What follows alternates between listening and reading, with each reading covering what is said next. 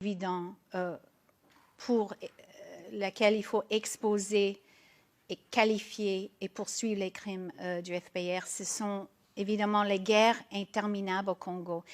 Le FPR n'est pas la seule source de déstabilisation, mais c'est la source principale.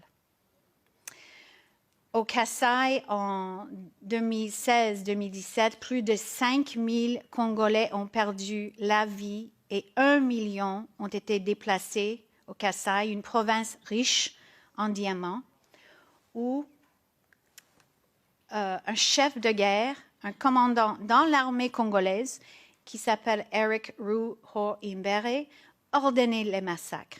Ce général était membre de 3 des milices de Kagame.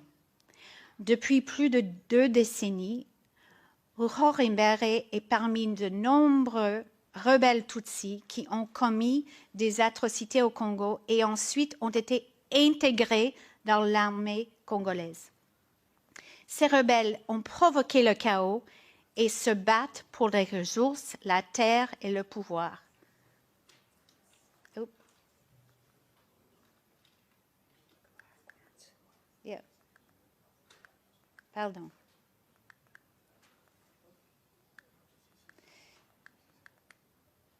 Ruho-Imbere maintient les liens très étroits avec Kagame via James Kabarebe et Jack Nziza au département du renseignement militaire. Il a collaboré avec des agents du DMI durant les attaques par le FPR contre les Banyamulenge, sa propre ethnie.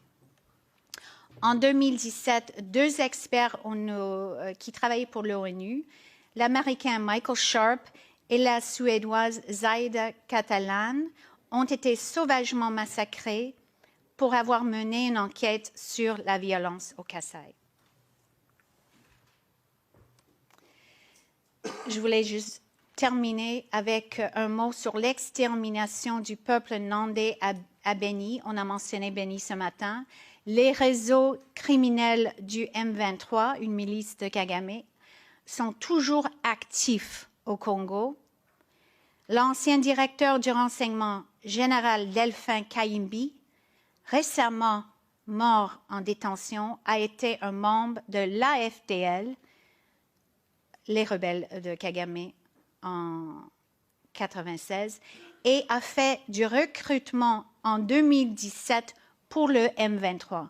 Il aurait organisé aussi le recrutement pour la milice ADF, qui mène une campagne de terreur et qui tue presque tous les jours, avec les méthodes du FPR, à Beni, dans le Nord Kivu. Je reçois des images, des photos, presque tous les jours, des images des enfants, des femmes et des hommes qui ont été tués par soit des machettes ou agafuni, les houes.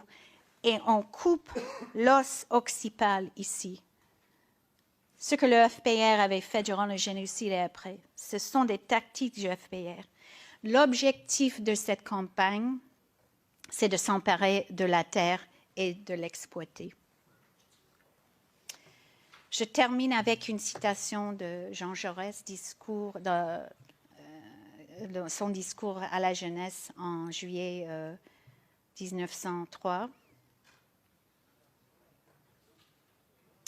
Le courage, c'est de chercher la vérité, c'est de ne pas subir la loi du mensonge triomphant qui passe et de ne pas faire écho aux applaudissements imbéciles